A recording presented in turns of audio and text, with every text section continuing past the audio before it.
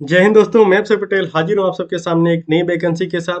ये जो वैकेंसी है वो आईटीबीपी की तरफ से आई हुई है और कांस्टेबल ड्राइवर पद के लिए, ठीक है। स्पेशली ये ड्राइवर पद के लिए है और इसमें जो मुख्य बातें हैं उसको मैंने हाईलाइट कर दिया जिससे आपको समझाने में आसानी हो, ठीक है। ये जो एप्लीकेशन है ये ऑनलाइन भरा जाएगा, ठीक है।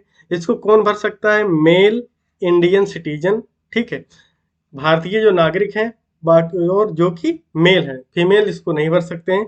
साथ साथ नेपाल और भूटान के लोग भी इस फॉर्म को भर सकते हैं, मेल कैंडिडेट, ठीक है। तो ये वैकेंसी केवल मेल कैंडिडेट के लिए है, इंडियन सिटीजन के लिए और नेपाल और भूटान के लिए, ठीक है।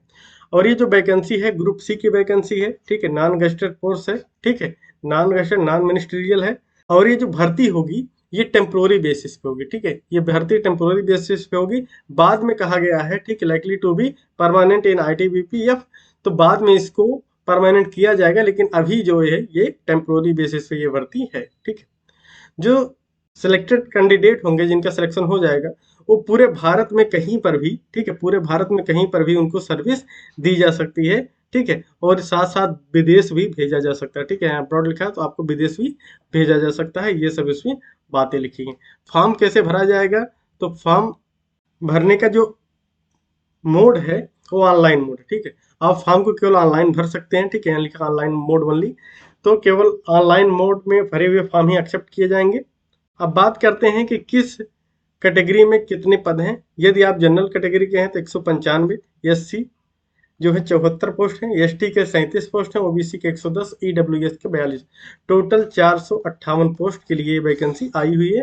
तो पोस्टों की संख्या ठीक ठाक है, ठीक है।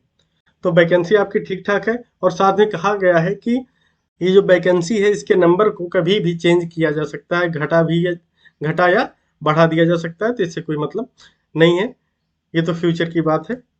तो ये बातें हो गई कि कितनी वैकेंसी है। कुल मिला के 458 वैकेंसी है, लेकिन इस लाइन में लिखा है 10% of the vacancy are reserve for ex serviceman. जितने रिटायर फौजी हैं, ठीक है, रिटायर आईटीबीपी से हैं, उनके लिए 10% सीटें रिजर्व है, ठीक है। तो कुल 458 पोस्ट है तो इसका 10% हो जाएगा, 45 सीट ये रिजर्व है। लेकिन अगर कभी ऐसा होता है कि एलिजिबल कैंडिडेट नहीं मिलते हैं, ठीक है, एक सर्विसमैन के, तो क्या होगा? तो जो जनरल कैंडिडेट है उनसे ये सीटें भरी जाएंगी। अब बात करते हैं एज लिमिट की, तो एज जो है 21 से 27 वर्ष के बीच होना चाहिए।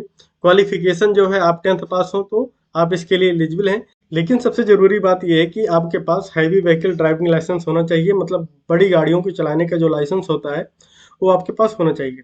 4 चक्के नहीं, 4 चक्के से ज़्यादा, क्योंकि जिसके पास 4 चक्के की लाइसेंस होते हैं, आप सुना होगा कि वो कहते हैं कि मुझे हैवी कराना है। तो हैवी व्हीकल ड्राइविंग लाइसेंस आपके पास होना चाहिए। कितना पुराना होना चाहिए ये भी नोटिफिकेशन नहीं है, जब इसका डिटेल नोटिफिकेशन आएगा तो मैं आपको बता दूंगा, ठीक है। अब हम लोग थोड़ा एज रिलैक्सेशन के बारे में समझ लेते हैं।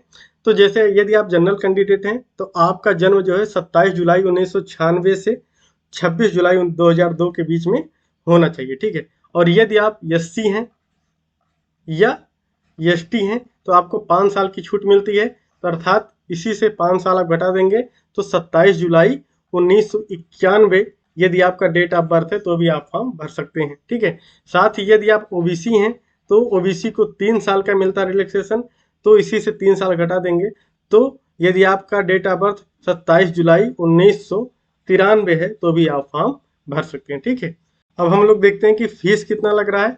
यदि आप जनरल कैंडिडेट हैं या ईडब्ल्यूएस हैं या फिर ओबीसी, तो आपका जो है 100 रुपये फीस लगेगा। साथ ही यदि आप एससी एसटी या एक्स सर्विसमैन है तो आपकी कोई फीस नहीं लगेगी, अर्थात आपकी फीस जीरो है।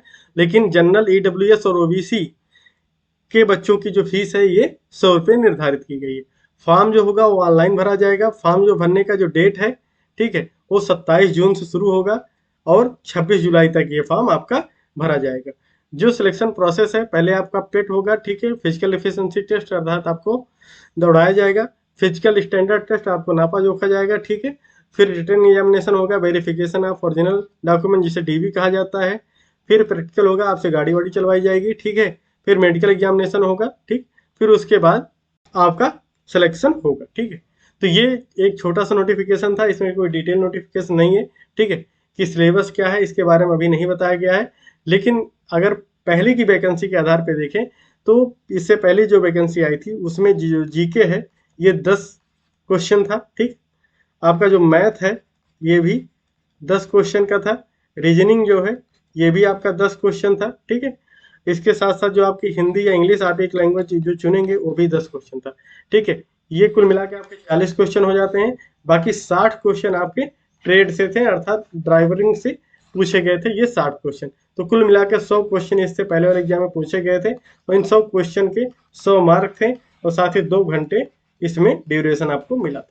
तो एक छोटा सा नोटिफिकेशन था, जैसे इसका डिटेल नोटिफिकेशन आएगा तो आपके सामने जरूर लेके आएंगे। जय हिंद, जय भारत।